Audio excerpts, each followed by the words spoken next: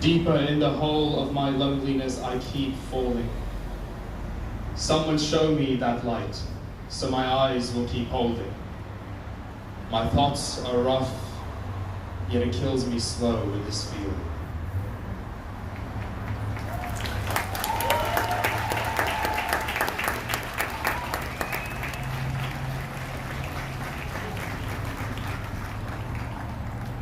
And the next two poems are from a very talented man by the name of Jalal, who is another one of the detainees inside.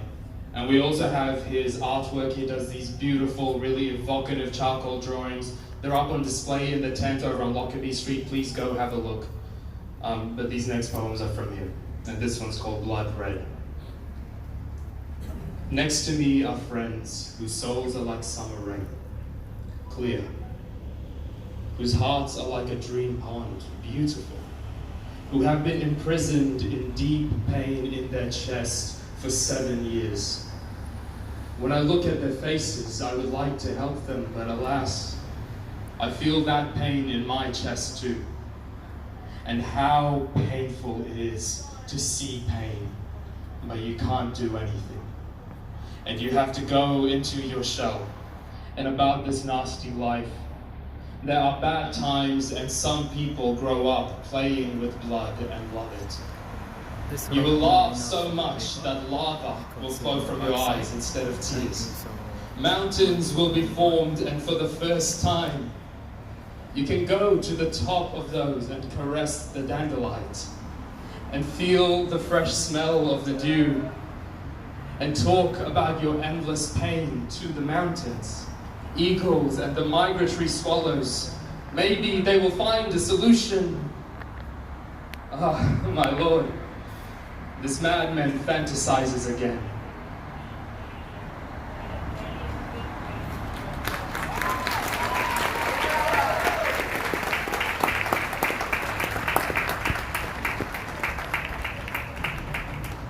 And one more poem from Jalal. This one's called Fly. Hear this advice from me. Get out of here. Before your wings burn, fly. You have just arrived. You still don't know. You just saw our laughter. If you follow our destruction, if you want to feel our torment, stay with us. Be kind with us. Burn with us.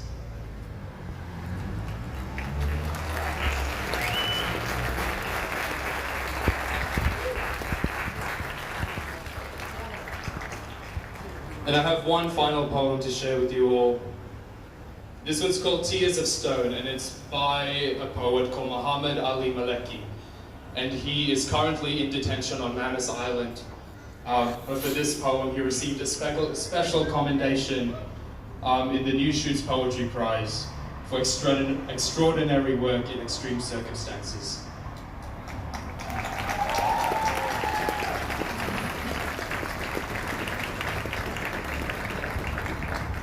And it's called Tears of Stone.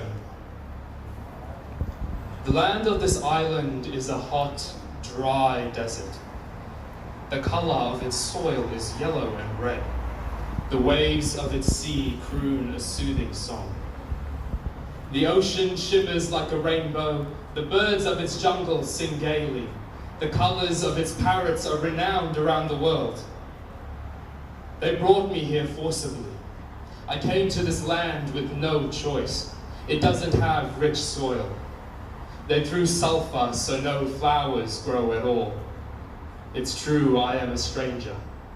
I have no one here. I can't trust anyone with my heartfelt words. That's why I created my garden. They laughed, saying that's impossible because of the dry, sulfured soil. But a single, beautiful tree grew in my sight. A faraway, old tree.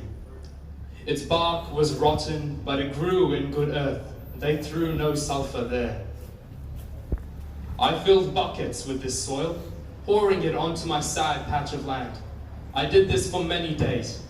I felt helpless doing it on my own. There was a big stone on my dry land. I tried but couldn't dig it out.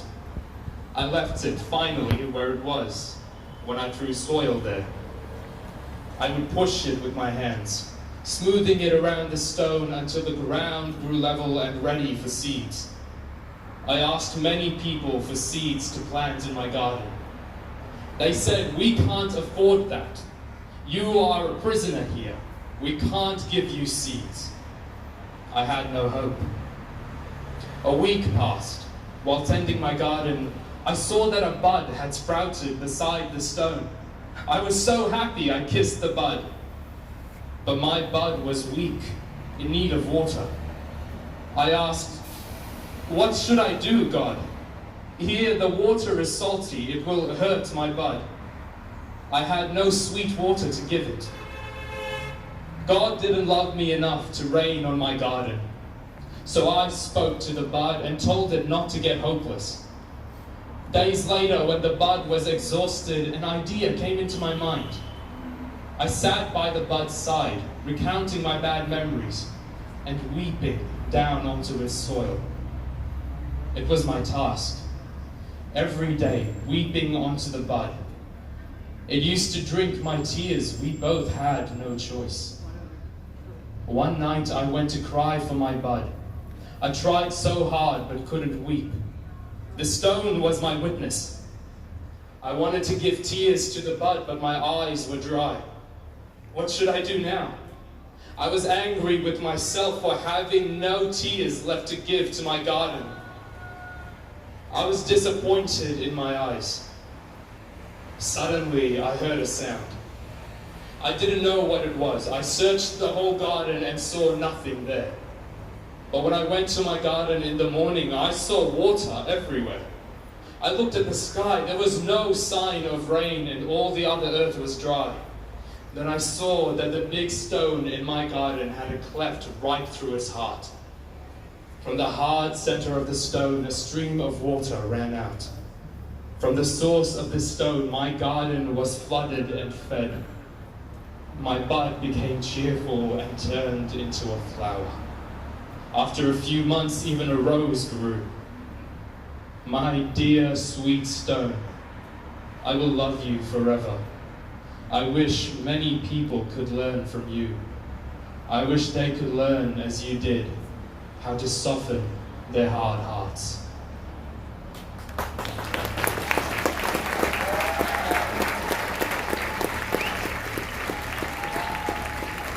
Thank you, that was incredible. And it's really painful just thinking how it's just one wall that's keeping us from these men. We've been 24/7 blockading here.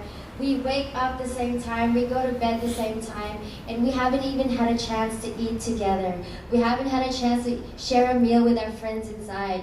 We wish you could have been part of the barbecue or have some of our food now.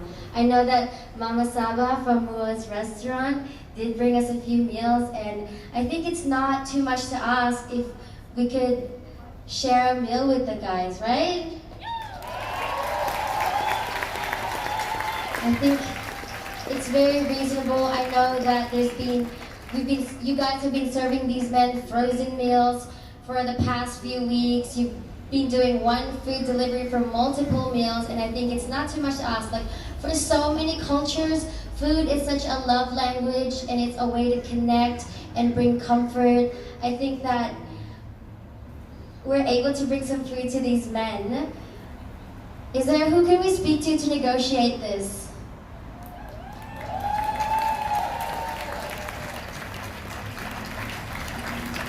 We really want to make sure that we're building longer tables and not higher fences.